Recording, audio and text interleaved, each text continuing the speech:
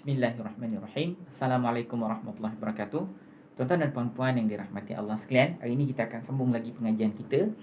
Yang mana pada hari ini insya-Allah mungkin yang untuk peringkat pertama ni, hari ni yang terakhir lah kita nak bahas pasal jamak salim dan jamak taksir.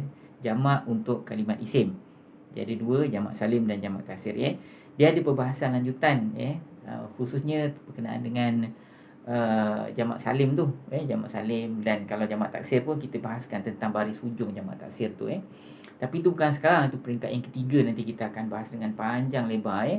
Tapi untuk peringkat pertama ni perbahasan kita tu dah cukup dah. Baik, tuan-tuan dan puan-puan yang dirahmati Allah sekalian, dalam sistem Al-Furqan ni, kalau tuan-tuan nak tahulah, walaupun perbahasan untuk satu-satu bab tu, satu-satu perkara tu panjang, tapi kita pecahkan tiga tau, kita pisahkan tiga. Peringkat pertama, peringkat kedua dan peringkat ketiga. Jadi peringkat pertama ni kita bahaskan tentang basic dia lah, layer macam mana yang tuan-tuan belajar tentang jamak isim tu. Lepas tu nanti peringkat yang kedua, tuan-tuan akan tahu perkara yang lanjutan daripada perkara tersebut. Contohnya apa? Contohnya macam nanti pada peringkat yang kedua, dia sebenarnya lebih mudah daripada peringkat pertama sebenarnya. Tuan-tuan akan tahu kalau kalimat tu kalimat isim, saya akan tanya soalan mudah je. Adakah itu isim biasa atau isim yang ada gelaran dan fungsi dalam ilmu nahwu. Nanti pada peringkat yang ketiga baru kita akan bahaskan, contohnya macam jamak salim tu kadang-kadang ada ina, kadang-kadang ada una di ujung kan. Jadi kenapa dalam ayat ni Allah pakai muslimina, ina, tapi dalam ayat yang kedua ni kenapa Allah pakai una, muslimuna? Jadi itu kita akan bahas. Ataupun nanti katalah jamak taksir kan, kita bahas pasal baris hujung jamak taksir tu. Katalah kalimat tu kitab, kitab kalau jamak dia kutub kan. Kenapa kat situ kutubu, kat ni kutubi, kat sana pula kutubah? Ataupun masajidu, masajida, masajidi, kenapa berubah baris hujung? Itu pelajaran peringkat ketiga. Itu yang terakhir kita belajar, tuan-tuan. Okey, saya nak sambung balik pelajaran kita. Nanti kejap lagi kita akan masuk ayat dan saya akan saya ada pilih satu ayat ni. Ayat hari ni kita bahaskan saya ada ambil tadi, saya ada pilih satu ayat, ayat yang ke-19, sebahagian daripada ayat ke-19 daripada surah Al-Baqarah. Kalau tuan-tuan boleh prepare lah. Tapi saya ulang balik semula, tuan-tuan. Dalam Al-Quran ada 3 jenis kalimat, isim, fi'il, haraf. Yang ada ganti nama diri tersembunyi hanyalah dalam kalimat isim dan fi'il. Jadi tuan-tuan wajib kena cari apa ganti, bukan wajib kena cari, wajib kena tahu. Wajib kena tahu apa ganti nama diri tersembunyi dalam kalimat isim dan fi'il tu. Kalimat haraf tak ada ganti nama diri tersembunyi. Jadi sebelum tuan-tuan tahu apa ganti nama diri tersembunyi dalam kedua-dua jenis kalimat ini, tuan-tuan kena lalu satu proses lain, yang mana tuan-tuan kena tahu 3 maklumat penting dalam kedua-dua kalimat ini dulu. Barulah tuan-tuan tahu apa ganti nama diri yang tersembunyi di dalam dia. Contohnya tuan-tuan kena tahu apa jantina dia. Yang kedua tuan-tuan kena tahu apa jumlah dia. Yang ketiga tuan-tuan kena tahu apa ganti nama diri tersembunyi dekat dalam dia. Tuan-tuan. Okey. Sekarang ni yang pertama tuan-tuan kena tahu jantina, yang tu dah tak ada problem. Yang kedua tuan-tuan kena tahu jumlah. Kat sini yang kita sedang bahas panjang ni, yang mana jumlah ni dia ada 2 jenis jumlah. Untuk peringkat ni lah, dia ada 2 jenis jumlah. Dia sebenarnya ada 3. Dia ada jumlah yang mufrad, dia ada jumlah yang musanna, dia ada jumlah yang jamak. Tapi yang musanna ni kita simpan dulu, tuan-tuan, sebab jarang guna dalam Al-Quran. Kebanyakan kalimat dalam Al-Quran sama ada dia mufrad ataupun dia jamak je, singular atau plural je. Dual ni ada dalam bahasa Arab tapi jarang guna, jadi kita simpan dulu. Nanti saya bahaskan kemudian tentang perkara tu. Kita ambil yang mana crucial dulu untuk pada peringkat ni. Okey, kalimat antara kalimat mufrad dengan jamak tu, tuan-tuan, mudah je tuan-tuan nak kenal. Tengoklah terjemahan kita. Kalau ada terjemahan berganda, maka kalimat tu kalimat jamak lah. Kalau tak ada terjemahan berganda, maknanya kalimat tu mufrad lah, singular lah. Cuma kalau kalimat ni jamak, dia ada 2 jenis. Kadang-kadang jamak tu jamak yang ikut kaedah, jamak salim dia panggil. Dan jenis yang kedua, jamak yang tidak ada kaedah, itu kita panggil dia jamak taksir. Tuan-tuan.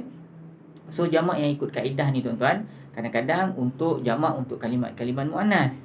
Jamak ikut kaedah untuk kalimat muannas. Kadang-kadang jamak ikut kaedah untuk kalimat muzakkar, ataupun dalam istilah kita panggil jamak muzakkar yang sempurna, jamak muzakkar salim, atau jamak muannas salim, jamak muannas yang sempurna. Kenapa kita panggil dia sempurna? Sebab dia ikut kaedah lah. So kaedahnya apa? Kaedahnya kalau kalimat itu kalimat muzakkar, kaedahnya hujungnya penambahan yang digunakan oleh Allah sama ada ina ataupun una.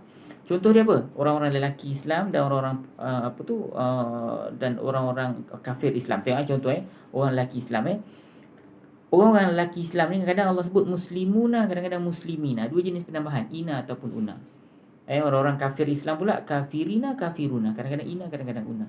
Okey, kalau muannas macam mana tak? Kalau katalah orang-orang perempuan kafir, asalnya kafirah lah kalau plural jamak dia jadi kafirati.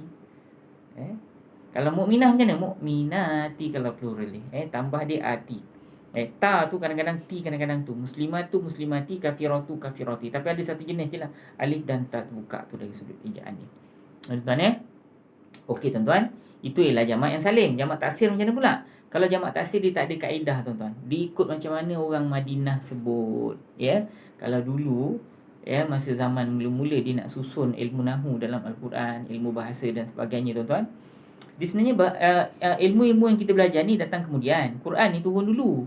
Jadi untuk bagi orang faham, barulah kaedah-kaedah tu disusun dan dicipta. Dan kita ni bukan buat benda bid'ah pun Kalau dia kata, Ustaz ajar ni saya tak pernah belajar pun dekat tempat lain Ustaz mandai-mandai. Mana pula mandai-mandai? Ini kaedah untuk hafal Macam dulu tuan-tuan nak faham Quran ni zaman-zaman dulu, zaman saya lah. Susahnya tuan-tuan Susahnya kita nak faham, kena hafal dan sebagainya Seolah macam kita ikut jalan hutan lah. Ni sekarang ni kita bila dah faham semua, kami di Al-Furqan kami susun supaya tuan-tuan ni seolah-olah macam ikut highway ataupun naik kapal terbang lah, cepat sampai Mana tanya? Kalau tuan-tuan nak tahu isim fi'il haraf tu pun, tuan-tuan kena belajar bertahun tau. Mana tuan-tuan tahu? Kalau tuan-tuan tak belajar guna sistem Al-Furqan, Alhamdulillah lah Kalau tuan-tuan tak guna sistem baru yang mudah, tak kira lah Al-Furqan ke siapa punya sistem pun, tuan-tuan nak pisahkan kalimat tu pun tuan-tuan tak tahu. Betul ke tidak? Macam ni tuan-tuan nak pisahkan kalimat, tuan-tuan pun tak faham benda. Tapi sekarang ni dalam tuan-tuan tak faham, tuan-tuan tahu pisahkan kalimat pertama, kalimat ni kalimat lain. Walaupun bercantum ni sebenarnya ialah kalimat lain Kemudian tuan-tuan boleh pisah ini isim fi'il. Itu benda tu dulu kalau belajar zaman saya dulu tuan-tuan bertahun baru faham, tahu tak? Tuan-tuan masa mula-mula jumpa dengan kita, sekali dua kali tuan-tuan dah boleh faham benda tu kan. Cuma nak ingat tu makanlah masa 2-3 kali belajar kan, 2-3 kali kelas kita kan Tapi sistem baru ni memang sangat membantu kami duk ramai-ramai ni memerah otak macam mana nak bagi orang Melayu faham bahasa Arab Al-Quran. Baca semua pandai tapi tak faham kan. So okey tuan-tuan, jamak taksir ni ialah jamak yang tak ada kaedah tapi nak tahu macam mana terjemahan berganda dekat bawah tu guna kamus Al-Furqan. Tengok ada terjemahan berganda, maka kalimat tu kalimat jamak lah. Tapi kalau tak ada ina, una, ati kat ujung, maka dia jamak juga, tapi kita panggil dia jamak taksir So jamak taksir ni pun terbagi kepada dua. Satu jamak taksir untuk orang, satu jamak taksir yang bukan orang. Kalau jamak taksir orang, ganti nama diri tersembunyi dalam dia, sama macam jamak salim. Hum kalau lelaki, hunna kalau perempuan Tapi kalau jamak taksir yang bukan orang, macam kitab-kitab, rumah-rumah, buku-buku tu kan, ganti nama diri dekat dalam dia tak payah cari. Tuan-tuan terus cakap hiya je. Ustaz, ganti nama diri dekat dalam kalimat pokok-pokok ialah she. Sebab apa? Ashjar dalam bahasa Arab. Mana ada ina una kan?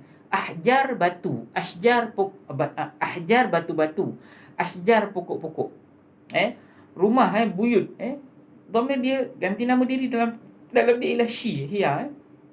Rumah-rumah dia tak ada ina una ataupun masajid, ganti nama diri dalam dia hiya. Tak payahlah tuan ganti namanya muannas, jumlahnya jamak, ganti nama diri ketiga dhamir tersembunyi pergi. Tak payah. Terus hiya ustaz, senang cerita. So okey tuan-tuan, kita akan ambil ayat kita. Dan sebelum tu saya nak lagi sekali tunjukkan diagram yang saya dah tulis guna pen je tu. Kemudian kalau tuan-tuan boleh jawab dengan baik, dengan betul, nanti pertemuan kita akan datang, kita akan masuk satu bab barulah. Kita akan masuk tentang ma. Ingat tak? Ma yang maknanya apa yang tu nanti saya akan jelaskan pada tuan-tuan. Tapi hari ni jawab dengan betul. Tapi kalau jawab tak betul, kita tak boleh pindah lagi. Kita stay lagi dalam bab ni So dalam quiz tuan-tuan tolong jawab dengan betul, insya-Allah. Jangan takut nak jawab pula, salah pun tak apa. Nanti saya jelaskan kemudian. Alright, tunggu sekejap.